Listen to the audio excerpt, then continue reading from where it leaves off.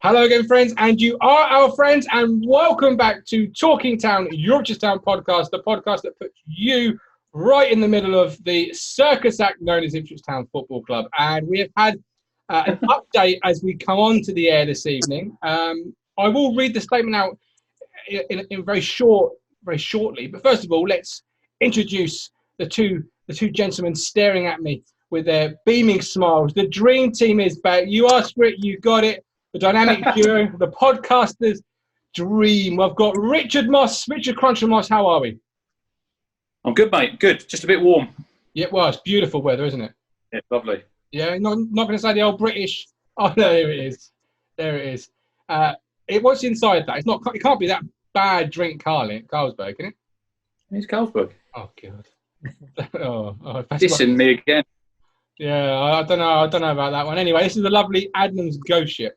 So, keeping it local, keeping it real. And, of course, down below there is the media mogul, the man with many numbers and a little book. Won't say what colour it is, Mr. Matt Phillips. How are we? I'm going to raise a little drink there, a little red wine to Carlo Ancelotti. Well done, Everton, for beating Norwich. What's up, man? Happy days. I'm all good. Brilliant. Yeah, of course, Ancelotti in charge of Everton. We'll speak about those a little bit later on in our Premier League review and podcast coming out another day. But first of all, should I just read this statement out that Let's hear it. The circus have put out? One day after telling us there was no news, they've had a little meeting. It's almost like the right hand doesn't know what the left hand are doing, right? So they've announced yesterday no news, and today they've announced important information for those who purchased match tickets for the 8 games not played at the end of the 1920 season. Town will refund close on 2,500 match tickets after the 1920 season was curtailed early. Blues had 8 League One games left to play, 5 at home, plus the visits of Rovers, Shrewsbury and Doncaster. Now, they have given us 3 options. Not us, because I believe we're all season ticket holders in here, correct? Yeah. Correct. Yeah. So for those that aren't, you've been given 3 options. 1, receive a full refund back to the payment card. 2, leave the refund as a credit of the same value to be added to your online account. Or option 3, if you would rather make Marcus Evans's investment less this year and donate to it doesn't say that. It says if you would rather donate the money to be used by the club, the ITFC Community Trust or Academy, then please email the club to confirm that. Any donation will obviously be gratefully received by the club in what we'll fully appreciate is a financially changing time for all. Now, season ticket holders, you will not get an update on any compensation options until July. Okay, so those are for the guys that have bought individual tickets. You've only got until Monday, 5 p.m. to decide what you want to do. Don't know why you've only got that limited amount of time. But The clock is ticking. Well, it is, yeah. The countdown clock is on. How do you feel about that? First of all, I'll come to Rich. He's looking the most with a little chip on the shoulder. How do you feel about that, Rich? Yeah. Well, I had Bristol Rovers tickets. I've already I've done that a month, 6 weeks ago. Got that back. I thought we're not going to play it. Why is it Monday for match tickets? Season tickets? Come on, July. It's a joke, isn't it? Come on, they're holding our money, and I think a while ago, I think a lot of people would have probably said, "Look, it's tough times. I'm happy to keep our money, maybe put it to the academy." I just think they've lost so much. They should have known, shouldn't they? When the season was curtailed, a statement should have gone out that day for me, and they should have said, "This is what's happening. This, and this," and go forward with that. Maybe you get credit in the shop towards a shirt. Yeah, maybe towards your season ticket next season, or you get a full refund. And I was reading, I think the East Anglian, they were saying there was a lot of people, I don't know where they got the figures from, saying a lot of people were happy for the club to keep their money. Not for me. I would have said back in the day, a few weeks ago, yeah, I'm quite happy. But now, no, every single penny back, please, Marcus. I'm not putting it in your pocket. I've put enough in your pocket. I'm already putting more money in your pocket for next season. I'm paying already for next season's season ticket. So why should you be keeping my money from last season? I want it back. I don't know what Matt thinks. Over to you, Matt. Yeah. I mean, strong words from Rich there. I was expecting that. I think you're probably right. I think maybe probably pre-pandemic, people would have said maybe keep it, but you know, maybe you've been furloughed, maybe you're facing redundancy, maybe you need that money back now. So it seems a bit mean-spirited, Marcus, to hold on to it. I do know my brother-in-law Lee is a West Ham fan, and he's been offered club cash, so you can either stick it into their club shop or you can put it forward to see for tickets next season. So that's what they're doing. I can't see Ipswich season tickets being much of a departure from that, because I think they're all going to copy each other. Anyway, the Championship. Always friends. Yeah, at the moment it's like 30 quid a head. But yeah, it's a difficult one, isn't it? I mean, it's part of me thinks to myself, when to stay in a club, maybe going to the academy. But part of me thinks maybe I'll have that cash back. Because, you know, as you said the other time when we did the last podcast, Rich, you know, Marcus Evans has been there in, 11 years? It's been a steady decline. So why should we keep that money in the club? They're pulling on your heartstrings. They're pulling on your heartstrings a little bit. Oh, yeah, we're poor. We're going to lose $1 million. Like I see you tweeted yesterday, Martin. Where's that figure come from? Nobody knows, you know. And I've worked in finance all my life, and figures don't lie. You don't. The only way you get a business is by saying about.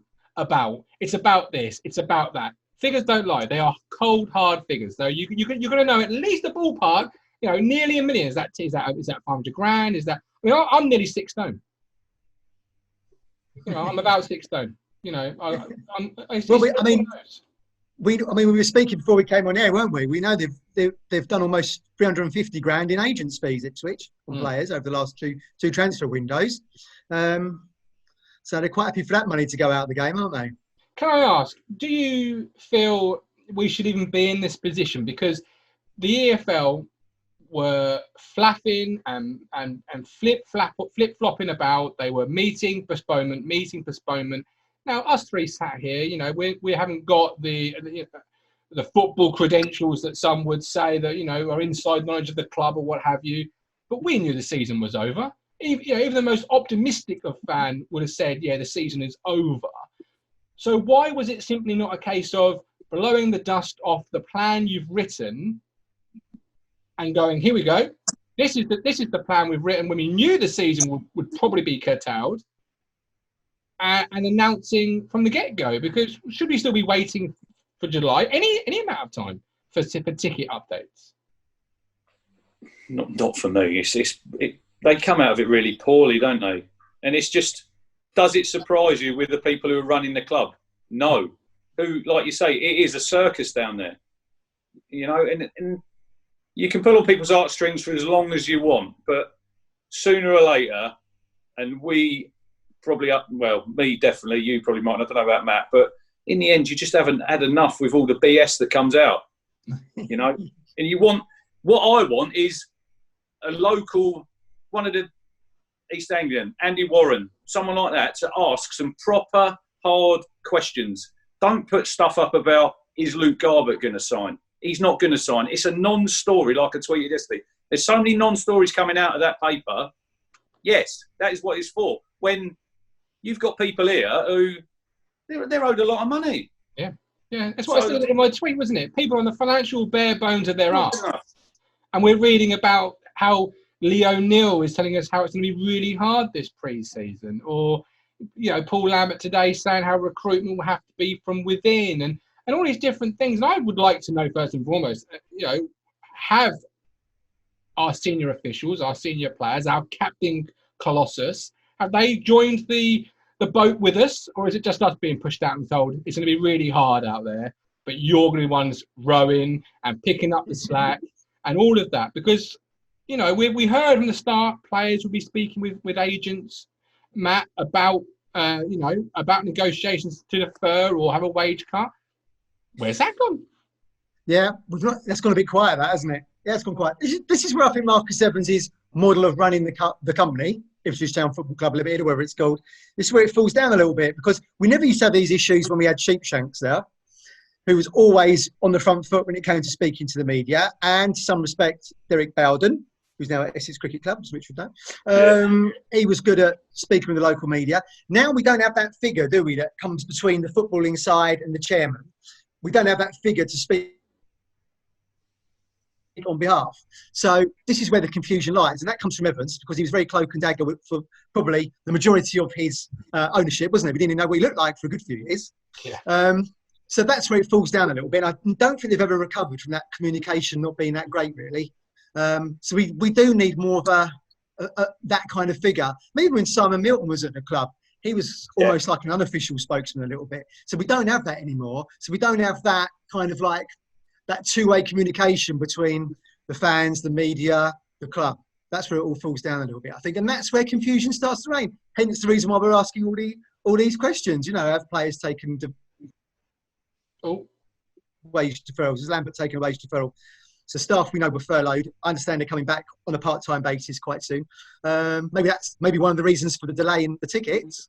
But we don't really know because we don't have that Sheepshanks, Bowden, Milton style character to speak to us. But do we need, Rich, that figure? And now I totally agree with Matt. That figure is definitely missing, and it is needed. But in this situation, do we need that to treat season ticket holders with the respect and almost endearment that they deserve? Like any other sport, Chicago Bears I'm wearing right now, your lifeblood are your season ticket holders. You look after them first and everybody else comes second because you make that the holy grail of being a fan. You don't make that the dog's body of being a fan. Why are season ticket holders treated just like they're anything else? You just hit the nail on the head there. It's respect, isn't it? There's no respect. We just take it for granted, don't we, that we're going to keep coming. We're going to be there. Even in Lambert's, when he gave his interview after the season ended, saying, yeah, the fans are like, they've been fantastic, stick with us for next season. And you're thinking, it's all right. It's false words for me, stuff like that. You know, like you say, how much money do we put in the club each season? You buy your season ticket, you buy your shirts, you know, stuff like that. And season on season, it's a lot of money. But what do we really get back at the end of the day? You know, you get nothing. There's no success. What's it going to be? What's it going to be when it actually comes out? Are you going to get your money back, which I think a lot of people will do? Will you get a credit in the shop? Could it go in the academy? Yeah, it could go in the academy. And I was a Blues Foundation member for a lot of years, put a lot of money in there. And look, the academy is our lifeblood. You hear Lambert today saying we've got a lot of good 15 and 16-year-olds. You know, they could play in the first team. They are young players. We heard that last season. How many young players did we really play on a consistent basis? Not many. That was it. You know, that was a myth. It was the figures were elaborate. You're absolutely right, Rich. The figures were elaborate because I think they said 9 kids made their debut. But I would say at least 5 or 6 made their debut in those Peterborough, Colchester, leasing.com matches. They weren't. That's definitely only clouded. Brett McGavin made that first half appearance against someone. I can't remember who it was and got hauled. Fleetwood. Yeah. Got half time, didn't he? There was definitely Fleetwood. Yeah. Definitely some massaging of numbers there because or not massaging in the sense of overinflation, but it's definitely not the full story put behind a figure. Engineering, I'd say. It's not even come out how many season tickets have we sold for next season. They're happy with the figures, they said. They said they're happy. No one's working there, that's why. What are the figures? Someone must know. Come on. No one's working there, Rich. They've all been furloughed, mate. That's the only reason why I can possibly put down this kit launch being postponed. No one knows what's going on. You know, if there's statements or anything to go by, yesterday no news, then and 12 hours later suddenly the full shebang, but only by Monday. Why couldn't you say that yesterday? Yeah, they're surviving on the goodwill of the supporters, aren't they? And our loyalty. Yeah. But the wrong supporters. The last 2 seasons we've been relegated, and in last season we've gone from top to 11th.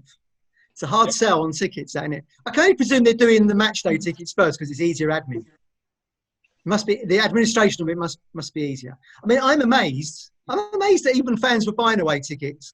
I remember saying on Kings of Anglia, I tweeted saying, I think the fans should stay away. If it was in Europe, fans would stay away because that's the only way that you can actually make a stand to the ownership in this day and age is not to go to the games. You see it in like Lazio or Fiorentina, which is kind of hardcore ultras, right? I get that. That's not Ipswich Town at all. But they will make a stand by not going in for the first half, or they won't go to an away game or something like that. That's the only way that people can really make a stand as supporters, I think, if there's not away fans there or you're not in there for the first 20 minutes of the game at Portman Road. It's the only way you can make a stand, I think. Quick question for you, Martin. What happened to the 5-point protest? Where's that gone?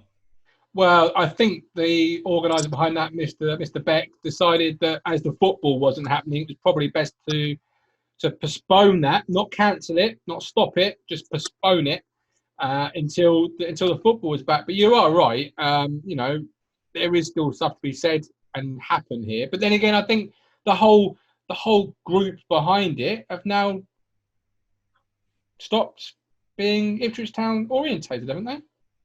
I think so. Yeah, I think they've got a new channel. I see some of it the other day. Yeah, some quite good stuff on there. But so I don't know. But just to finish this bit off, before we welcome Mr. Robbie D into the room and do our Premier League predictions and locks for this week, if you can choose which option, maybe one of the options that are already stated, maybe not, maybe a new option you'll bring to the table. If you could choose your own option of what will happen next, I'll start with Max. I think I know what Rich's going to say. What would you want to be suggested to you? Well, in terms of how I get my money back? Yeah. Or what I do with my money? God, that's a difficult one, isn't it? I'm in two minds. Part of me wants it back. Yep. I'd put it towards next season's ticket, because the payments are coming out already. I mean, it's unbelievable, isn't it? This could only happen to Ipswich fans, couldn't it? We've gone from 1st to 11th, and now we're paying for football that we're not even watching. And then maybe I'd go with the option of maybe a bit of club merch. I'd put it towards my ticket for next season. I'm in already. I've probably gone 2 payments already, haven't I? I'll take that. I'll go forwards for next season. Mr. I'm in now. I'm in. Yeah. Like the mafia. The door's shut. Mr. Moss. Yeah. I'll probably agree with Matt. Pay 2 payments. I wouldn't mind having it towards a shirt, because I've got 3 to buy. Well, hang on, 6 for the kids, home and away. So yeah, I wouldn't. But I just think it's poor how they've handled it. They're playing. They're pulling on your heartstrings. Poor old us. Yeah. It's not good enough. Yeah, exactly. We're hard up. Oh, Marcus, where are you on the rich list? Don't start me on that rich list. Do not start me on that list. He's on it. So many digits after his, in his bank account, you can barely keep up with how much he's got.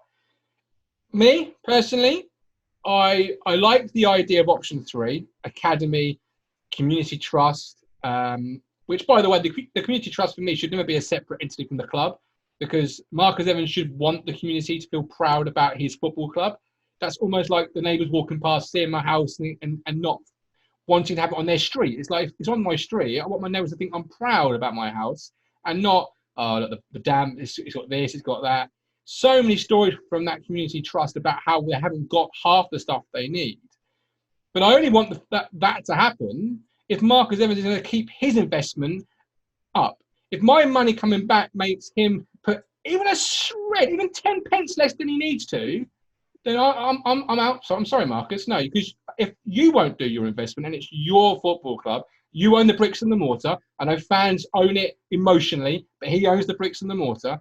Then he needs to step forward, and I think he needs to come out and speak more publicly with the fans. And I don't mean with the lovely media guys at Portman Road with their predetermined questions. I mean actually come in very similar to I'm going to go Sunderland here. The Sunderland chairman did on fan podcasts, on the radio, and actually sit and face some heat and some real questions about why, the whats, and the ifs. Instead of, you had this question for 6 months, now you give us a lovely PR buzz answer. Because I'm sick and tired of that, and I think you guys are as well. Yeah, definitely. I totally agree with you there. But is that going to happen? No. So my money comes back in my back pocket, please. It's not going to happen, is it? I long for the days of that figurehead. I think. I'm told one of the conditions Lambert took on the job was to get that community trust back. So maybe he was one of the drivers around that. That's what I've been told. Yeah, it's amazing. Shout out him if that's true. It's amazing to have it back, and it's amazing we've got it. But last year, like last year, for example, we've got a multi-millionaire in charge of our football club. We've got people rattling coin tins outside the turnstiles. But when you get people like Simon Milton, who've been at the club for 30 years, leaving, and if you read in between the lines with some of his tweets, he's not going to come out and publicly diss the owner, but you can tell that he's not happy.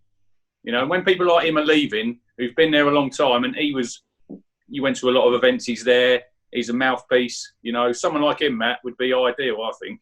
He's that link. And you've got Lee O'Neill, bless him, who, look, he might be a lovely guy, but he's a PE teacher, not for me.